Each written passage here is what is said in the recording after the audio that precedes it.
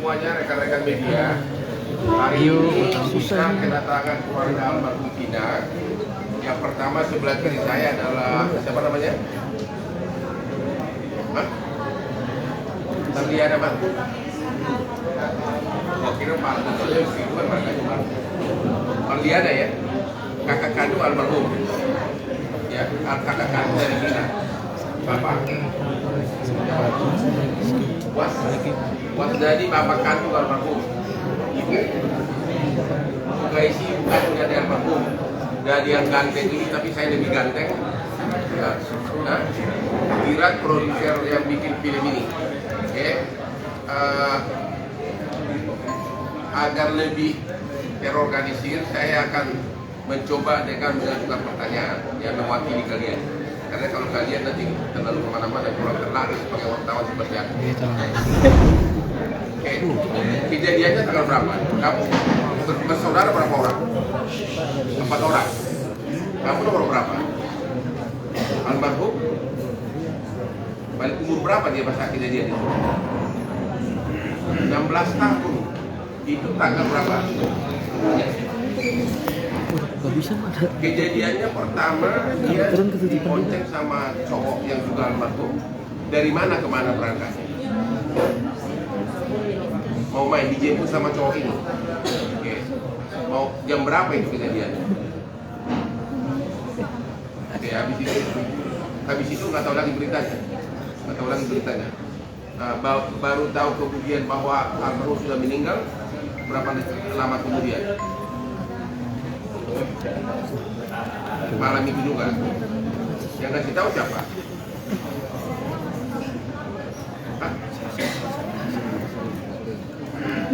Pelaku yang juga udah divonis. Dia bilang apa? Oke.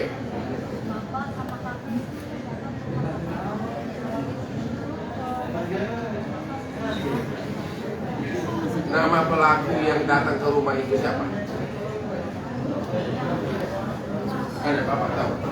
Baiklah. Kok dia bisa tahu rumahnya Bina dari mana? Jadi nggak kenal kalian identitasnya. Oke. Kemudian kalian ke rumah sakit dan meninggal. Kemudian sementara benar awalnya kata polisi kecelakaan tunggal.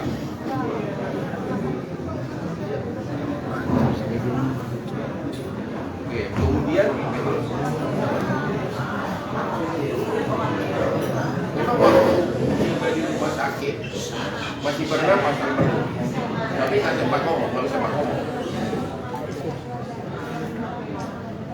Kalau yang cowok meninggal di tempat. Oke, mulai akhirnya kasus ini terbongkar dari mana?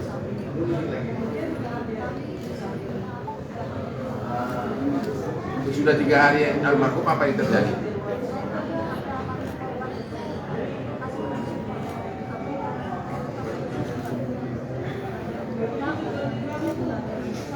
Ambil HP dari kantong korban atau dari mana?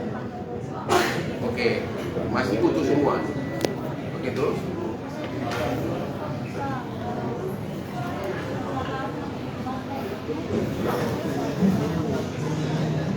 Oke.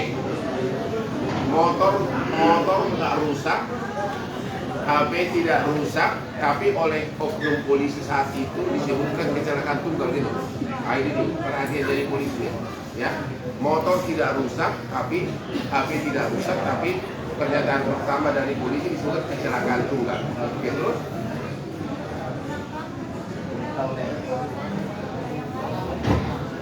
Ya.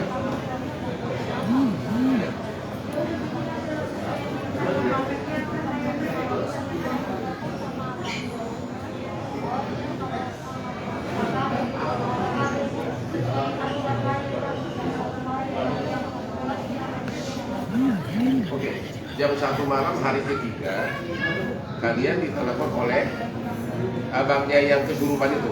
Namanya siapa? Oh, Linda kesurupan. Berapa jauh rumahnya dari rumah kalian? Menurut dikit ya. Menurut dikit. Satu kampung, dua kampung. Ya pokoknya kalian pergi ke rumahnya. Terus ditelepon sama abangnya, katanya Dinda kesurupan gitu. Oke, akhirnya kalian datang ke sana. Kamu ikut bawa bapak. Terus apa yang kau lihat?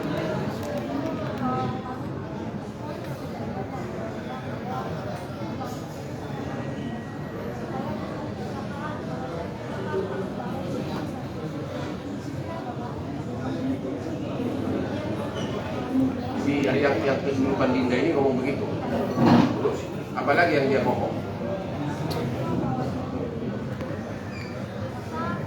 Diperkosa, dibunuh. Yang berkosa itu benar 13 orang katanya. 11.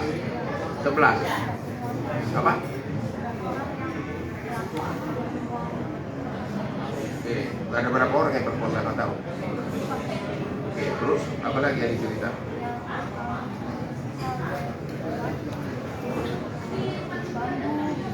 Dan semua yang dicerita sama dengan kondisi tubuh si korban, padahal si Dinda yang kesurupan ini tidak pernah melihat mayatnya, belum pernah lihat mayatnya gitu loh. Terus kemudian akhirnya kok bisa sampai akhirnya polisi kemudian merubah angkapannya dari kecelakaan itu menjadi pembunuh, penganiayaan dari mana? Hanya gara-gara rekaman ini? Aman sama ini.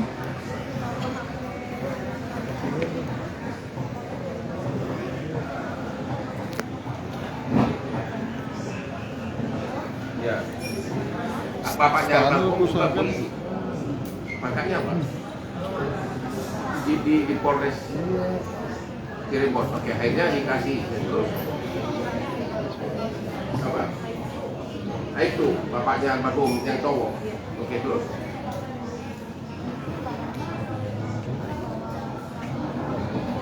Yang ditangkap 8 orang. 7 orang dulu. Oke. Terus itu.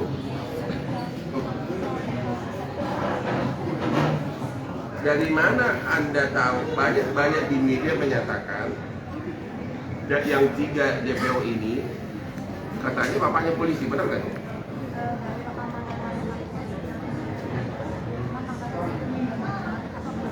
Oh, belum pasti gitu.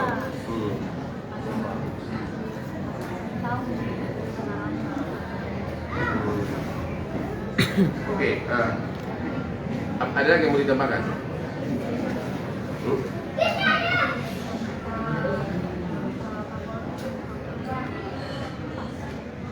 Oke, dari Bapak ada yang mau diutarakan, silakan Pak. Bapak sebentar Pak.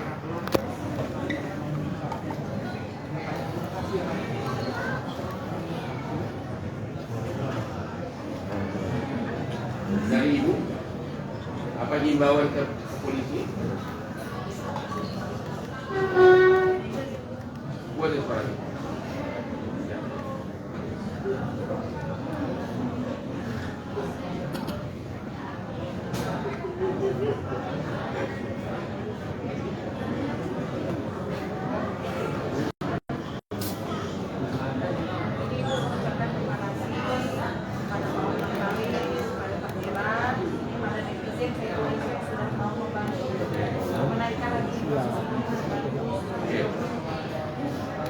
Tadi saya telepon sama apa makanya? Baik, bisa Pak. Yang polisi tadi? Ya, siapa namanya? Tadi saya bicara dengan Kanit Denny di Polda Bandung. Ya di Bandung, di Kemon. Polda Bandung. Ada hal yang menarik pernyataan dari si Denny ini. Kanit dari Polda Bandung. Dia bilang kasus ini rupanya sudah dilimpahkan dari 2016 ke Polda, dari Polres Cirebon. Nah, yang menarik adalah hampir semua 8 orang yang ketangkap ini pada saat di BAP pertama menyatakan ada 3 orang lagi pelaku. Semua ada di BAP. Ya. Nah, Tapi kemudian berubah, ya. Kemudian berubah sesudah Paulin pakai kejaksaan, mereka merubah BAP-nya. Nah itu satu. Dari segi logika manusia normal pun tidak mungkin 8 orang itu mengarang cerita bersamaan di awal-awal pada saat ditangkap, ya kan? Berarti benar itu ada 3 orang, ya, dari penafsiran kita sebagai ahli hukum. Karena pada saat di BAP kan terpisah, hampir semuanya mengatakan ada 3 orang lagi. Tapi pada saat dilimpahkan ke kejaksaan, mereka merubah BAP sehingga diduga ada pengaruh di sini. Ada pengaruh di sini sehingga 3 orang ini bahkan sampai sekarang seolah-olah alamatnya tidak jelas, maka padahal itu harusnya di BAP itu ada, ya. Dan yang jadi dibawa kami kepada Bapak Kapolri adalah ini ada sesuatu yang tidak beres di penyidikan di awal. Kalau 8 orang pelaku sudah menyatakan ada 3 orang lagi sebagai pelaku yang lain dan itu bersamaan semua dalam BAP terpisah, ya nggak mungkin itu halangan, nggak mungkin itu koinsiden.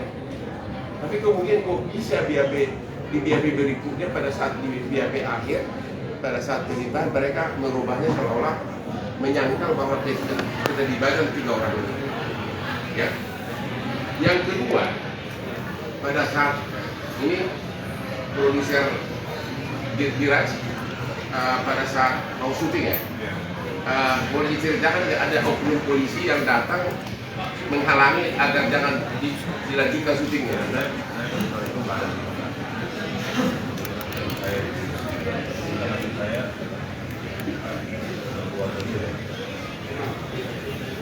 Mengatakan apa? Oknum polisi bilang apa? Dia kamu polisi dari mana? Pakai seragam atau pakai apa? Lebih bebas.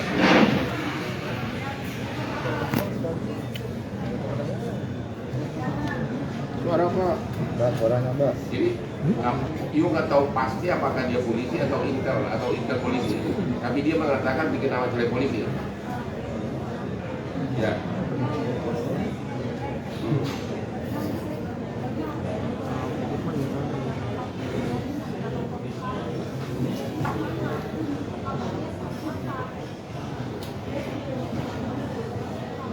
Kalau yang datang ke lokasi syuting, timnya diubah juga agar dilarang juga untuk syuting. Nah, berarti ini semakin menguatkan ada orang yang tidak ingin identitas 3 orang ini terungkap. Jadi himbauan kami kepada Bapak Kapolri dan Bapak Kapolda Jabar agar kasus ini dibuka ulang, penyidikannya khusus terhadap 3 tersangka dan agar diamankan semua BAP dari 8 terpidana ini yang menyatakan bahwa 3 orang pelaku ini yang sudah DPO terlibat. Ini pasti ada pengaruh besar dari oknum aparat di daerah Jawa Barat. Ya, karena 8 orang pelaku menyatakan ada 3 lagi pelaku. Tapi kok bisa mereka merubah BAP-nya? Bersamaan lagi merubah. Ada apa? Kita sebagai ahli hukum juga tahu, sebagai ahli hukum orang biasa pun tahu itu. Kalau rame-rame mengakui ada keterlibatan 3 orang, itu bukan karangan, itu bukan koinsiden dan tidak ada alasan mereka untuk tahu. Ya, jadi himbauan kami agar kasus ini khususnya identitas 3 orang ini bisa ketahuan agar keluarganya mulai dipanggil di BAP. Tidak